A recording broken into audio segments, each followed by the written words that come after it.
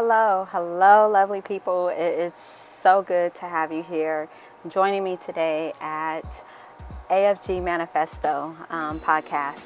I am Alicia F. Griffin. I will be your host today at AFG Manifesto. A lot going on in our world. It's a lot going on right now, right? And just so a little bit of brief background context before we get into today's episode. I just wanted to give a bullet point summary about myself and about the new direction and the new focus that AFG Manifesto will be going in with our episodes moving forward, and what will be the primary focus, so to speak. So a little bit about myself, bullet point summary, real quick. First and foremost, I am a child of God, right? I am an executive pastor and founder of A Faithful God Ministry, AFG Ministry, as well as an author, mother, and a wife. I started AFG Ministry last year as a swing off from my other podcast, Spiritual Tea podcast. And I truly did not have a direct focus when I started AFG Manifesto at the time until recently. I didn't have a focus at the time when I had began doing the podcast, Spiritual Tea podcast, and decided to do a swing off with AFG Manifesto. So I did not have a focus until recently. And so, thinking of that, a lot has transformed in our space, in our world, as well as a great deal of transformation, not just in my space, not just in my space of the world, but everyone's space. Everyone's space has been affected by the current state of our world. I felt that this is the time. This is the time for AFG Manifesto to focus on interfaith dialogue about advancing DEI in our churches, advancing diverse equity and inclusion in our churches. AFG Manifesto is a space. I want it to be our focus. I want our focus to be to build a space of community who is willing to be uncomfortable, to be in a space that is uncomfortable and have courageous conversations about microaggression in our churches. And so currently at my place of business, we are in process of advancing diversity, equity, and inclusion organizational wide at my place of work, at where I work. And this made me think. While we're doing all this work towards advancing DEI, diversity, equity, and inclusion in our organization where I work, this had me thinking about a lot of things. It had me thinking about my ministry. It had me thinking about my life as a whole.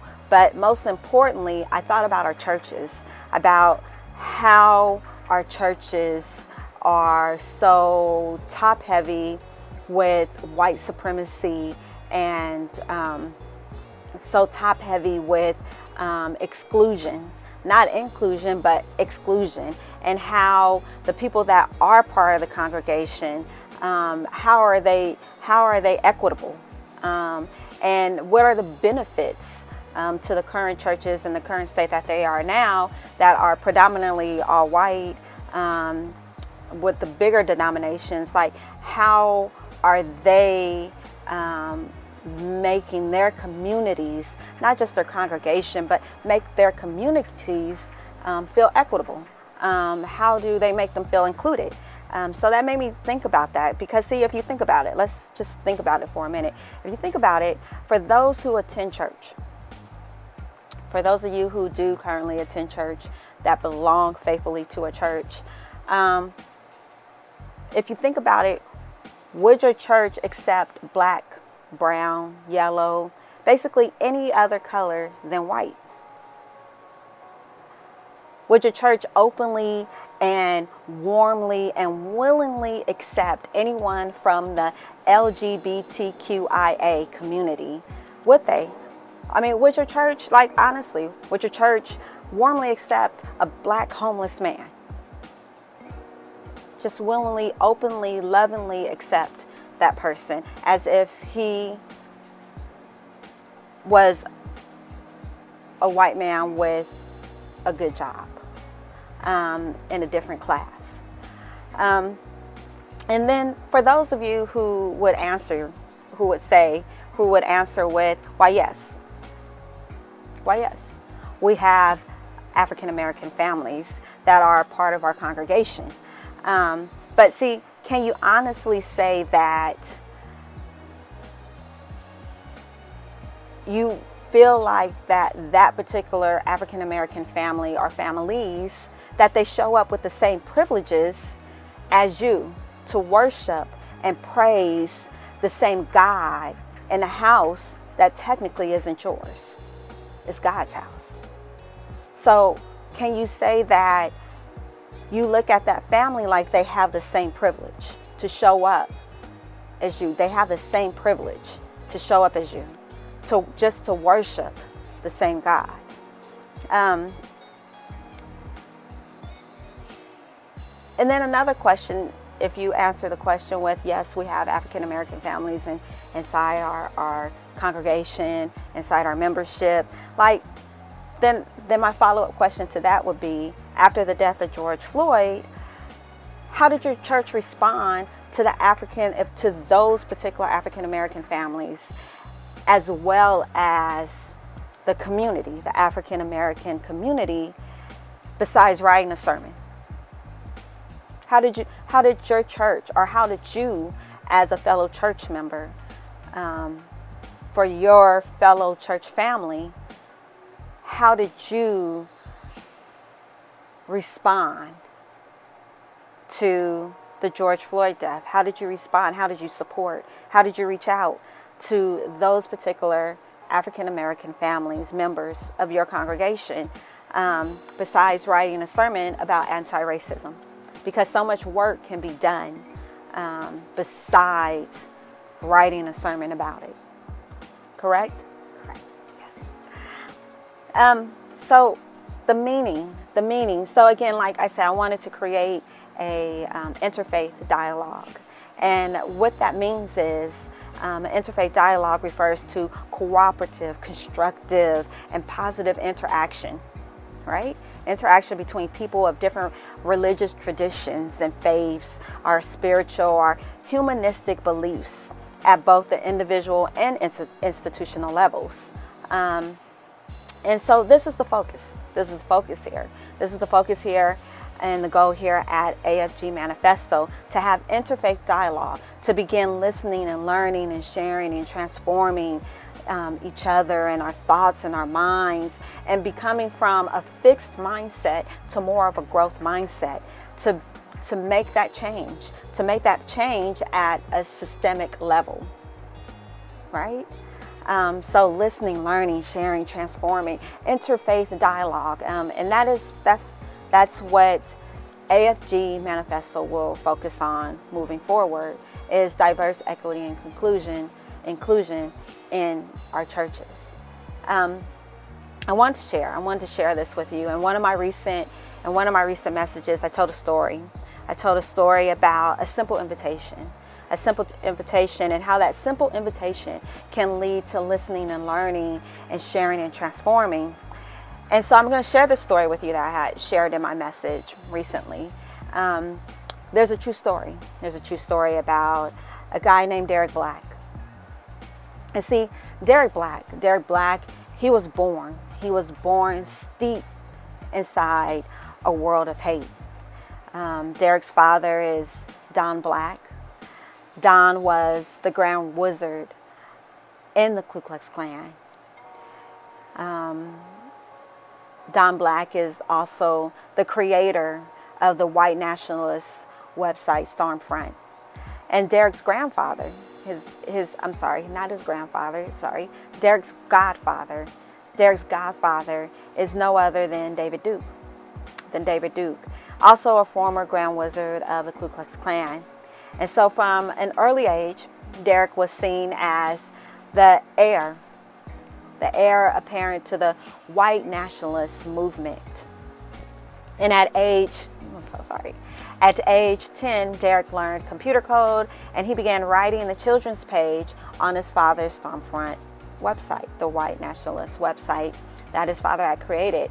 But after receiving his associate's degree from a community college, Derek decided he wanted to pursue a degree in medieval European history. And so he enrolled at a college called New College of Florida. And it was a liberal arts college with a strong history department. And so when Derek arrived at New College, he quickly sensed that if people knew his white national views, he would be excluded. So he kept that part of his life secret. He kept it secret. And at the same time, he continued his movement with the white nationalist movement. He participated in a talk show produced by his father. He was basically leading dual lives, one as a college student and the other as a budding leader, the heir of the white nationalist movement. But see, eventually, people talk and people find your history, right? But eventually people found out at his college, and they discovered his white nationalist leanings. And it was exactly as he predicted. Derek was completely excluded from his classmates, all except for one person. And that was a classmate named Matthew Stevenson. And he was a classmate of Derek. They had met in the freshman year. The two of them kindled a friendly connection. And so Matthew Stevenson was the only Orthodox, the only traditional Jew enrolled at New College. And so every Friday evening, Matthew held a dinner, a Jewish dinner, a traditional Jewish dinner on Friday evening, and he invited different people to join him in that dinner. And it was a very diverse group of people who gathered around his table. There were African American, there were Latinos, there were atheists, there were Christians. And so after Derek's white nationalist beliefs came to light, Matthew Stevenson told his friends that he was thinking about inviting Derek to one of their dinners, to join them to one of their dinners. Just give him a simple invite. And so you can imagine the group, they weren't very happy on the idea. But see, honestly, nobody believed that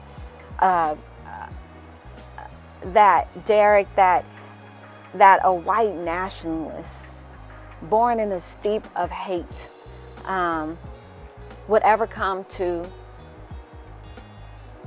a dinner hosted by an Orthodox Jew. Nobody thought that. But see, Derek was extremely lonely because he was excluded. Do you hear me? He was extremely lonely because he was excluded. And his exclusion had cut him off socially. So exclusion has potential social economic impacts on people. So his exclusion had cut him off socially. And so when the invitation came, when the simple invitation came, Derek accepted. And so week after week, Derek returned to the Friday dinners. And Matthew had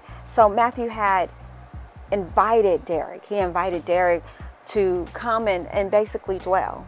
Come and just listen and learn and just talk, have interfaith dialogue.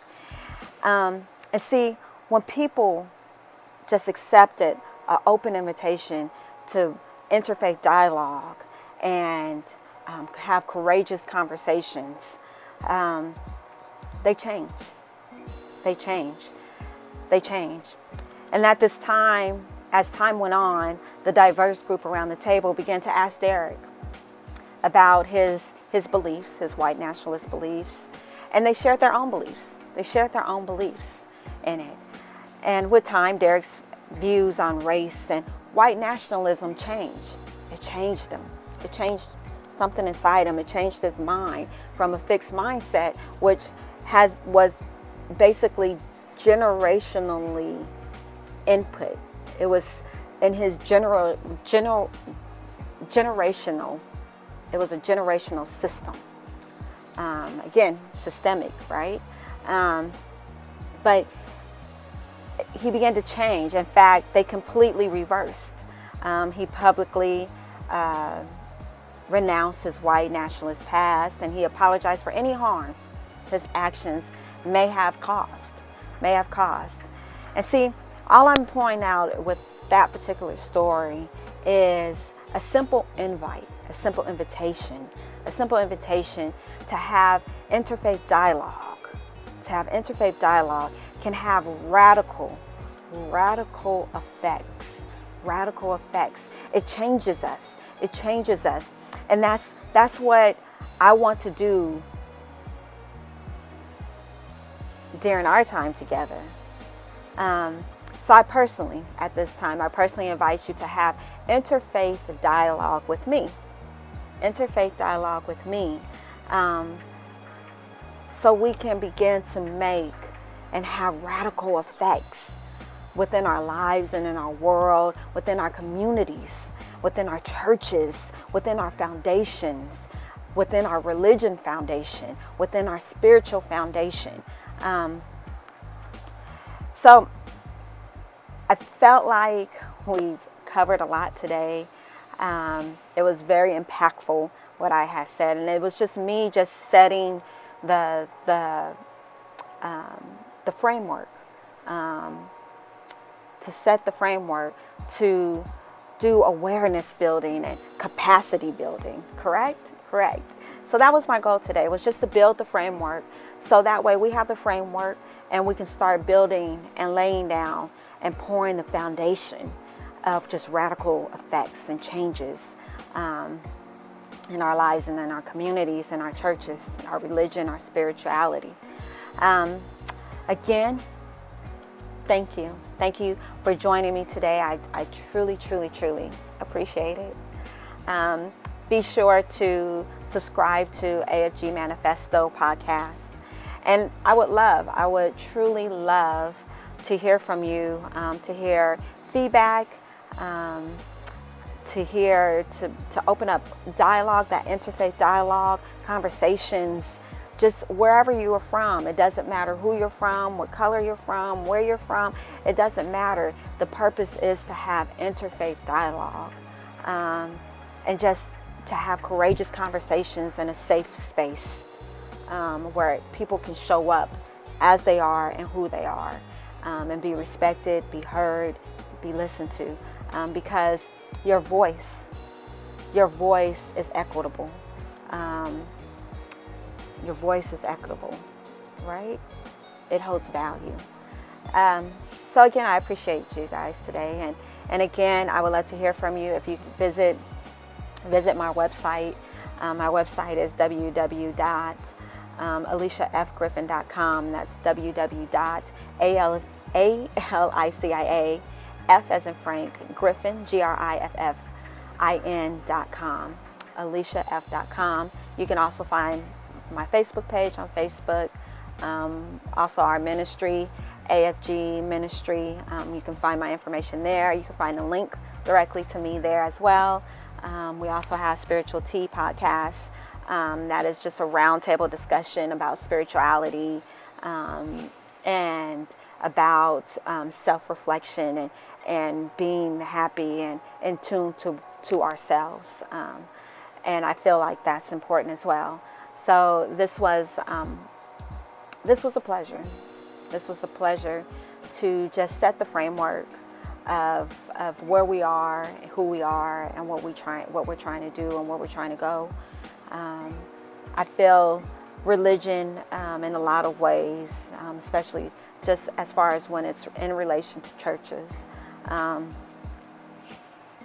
that our movement, this movement, can be impactful to our communities, to individuals that need that spiritual community, that needs that spiritual foundation, and does not have any support from churches, from their local churches, from just online churches, that they don't have the same privileges to show up as who they are truly on the inside and out. And I think that's important right now in our world, that everyone has the same rights. There should be no racial injustice. There should be no gender injustice. There should be no sex injustice. There should be no how we need to identify ourselves on the outside. There should be no box that we need to check to go to church, except that we believe in the same God, and that we're at church and we want to honor and be in a community of the same like-minded people to honor and praise and worship God. And people should not be excluded because of their nationality, their color, their race, what they believe in, their sexuality. They shouldn't have to be excluded. They should still be accepted and be able to show up to church the same way that a white person can show up in a predominantly white church. Correct? Correct. So thank you again for joining me. I love you guys. I appreciate you. Tune in next week for another message, and we'll start digging in, and we'll start building that foundation and start having those interfaith dialogues. Okay? Thank you so much. Again, I appreciate and love you guys.